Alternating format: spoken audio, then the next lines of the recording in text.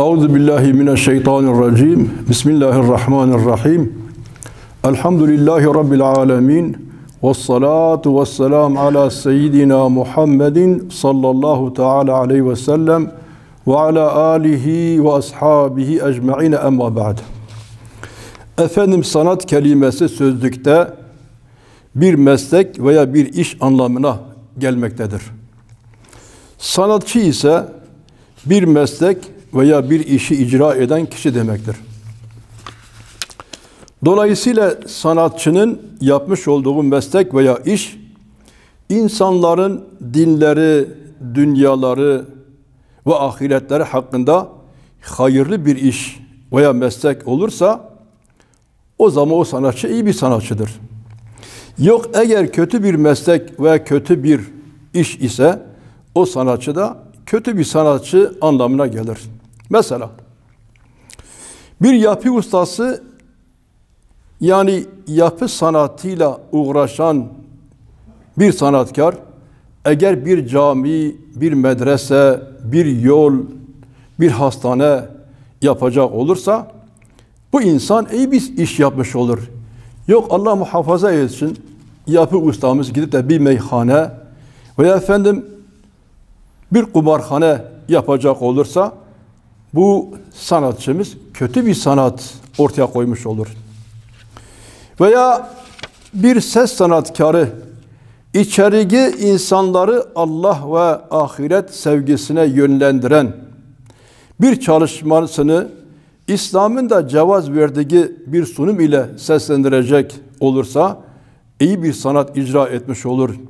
Yok, eğer içerik olarak insanların nefsani ve şehvani duygularını kamçılasa ya da dini değerlere ve insanların kişilik haklarına hakaret şeklinde yapsa ya da sunumu itibariyle İslam'ın cevaz vermediği bir şekilde takdim edecek olursa, o zaman kötü bir sanat icra etmiş olur. Bazı insanların sanat ismi altında haktan ve hakikatten uzak bazı şeyleri gerek ses aracılığıyla şarkı olarak söylemesi, gerek heykel, resim ve benzeri bazı şekillerle bir yapıt ortaya koyması ve gerekse sinema ve tiyatro dalında gösteriler takdim etmesi, kötü sanatın ayrıca birer bir örneği olarak gösterilebilir. Kendini sanatçı olarak takdim eden veya toplumda sanatçı olarak tanınan bazı kişilerin hiçbir dinin kutsalına veya hiçbir kimsenin kişilik haklarına hakaret etmeye hakkı yoktur. Sanatçı la yüs'el, yani hesap sorulamayan bir kişi olarak görülmemelidir. Sanatçı gerek dinlerin kutsal değerleri, gerek genel ahlak kurakları ve gerekse insanların kişilik haklarına karşı saygılı olmak mecburiyetindedir. Ayrıca insanoğlu dünyaya Allah'a kulluk etmesi için gönderilmiştir.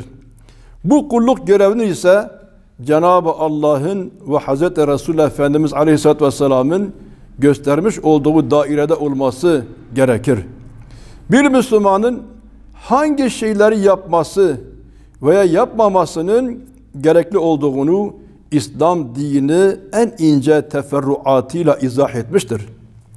Bir Müslüman yaptığı iyi şeylerden dolayı mükafata nail olurken, kötü şeylerden dolayı da cezaya müstahak olmaktadır. Bazı ayet-i kerimeler bu konuyu şöyle beyan etmektedir. Bismillahirrahmanirrahim. Yevme izin yasdurun nasu eştatel li yura ve a'malahum. Femen ya'mel miskale zerretin hayren yereh ve men ya'mel miskale zerretin şerren yereh. Yani o gün insanlar amellerinin karşılığı kendilerine gösterilmek üzere bölük bölük çıkacaklardır. Her kim zerre kadar hayır işlemişse onu görecektir ve her kim zerre kadar şer işlemişse o da onu görecektir.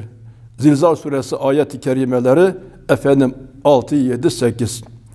Bugün dünyanın birçok ülkesinde olduğu gibi bizim ülkemizde de sanatsal yapı ismi altında özellikle sinema, tiyatro ve görsel medya organları tarafından İslam'ın kutsal değerlerini ve cemiyetin genel ahlak yapısını hedef alan birçok tahribatlar yapılmaktadır. Kuruluş amacı toplumun genel ahlak ve aile yapısını korumak olan Rötük kurumunun bu zararlı yayınları durdurması ve yapanları da cezalandırması gerekir. Çünkü kainatın sultanı Hz. Muhammed Mustafa Aleyhisselatü Vesselam Efendimiz kötülüklerin engellenmesinin gereğini bir hadis-i şeriflerinde şöyle izah etmektedirler. Men ra'a minkum munkeren felyughayyirhu biyedihi fe in lem yestati' fe bilisani ve in lem yestati' fe biqalbihi ve zalike ad'aful iman. Sizden biriniz bir münkeri, kötü olan bir işin işlendiğini gördüğü zaman onu eliyle değiştirsin. Eğer buna gücü yetmezse dili ile değiştirsin. Eğer buna da gücü yetmezse kalbiyle nefret etsin. Bu ise imanın en zayıf olanıdır. Son günlerde İslam dininin birer yüce şahsiyet olarak bizlere tanıtmış olduğu Hz. Adem ala nebina ve aleyhisselam ve Hz. Meryem radıyallahu teala anha annemiz hakkında bazı kişiler tarafından nahoş ifadelerin kullanılmış olması bu zatların ulvi olan makamlarına en küçük bir leke sürmediği gibi bilakis o nahoş ifadeleri kullanan kişilerin ancak cehaletlerini ve iftiralarını ortaya koymuştur. Çünkü güneş balçıkla soğanacak kadar küçük değildir. Şairlerin sultanı olarak da bilinen Allah rahmet eylesin Necip Fazıl Kısakürek sanatın kulu Allah'a ulaştıran bir araç olduğunu şu beytiyle ifade etmiştir. Anladım işi, sanat Allah'ı aramakmış. Marifet bu, gerisi çelik çomakmış. Hakikaten bugün sanat ismi altında takdim edilen ve lakin haktan, hakikatten, güzellikten ve insani değerlerden uzak olan birçok çalışma çelik çokmak olmaktan başka bir şey değildir. Yüce Mevlamızdan cümlemizi hak ve hakikat yolundan ayırmamasını ve bizleri iyilerle beraber etmesini ondan duayla talep ederiz. Allah razı olsun.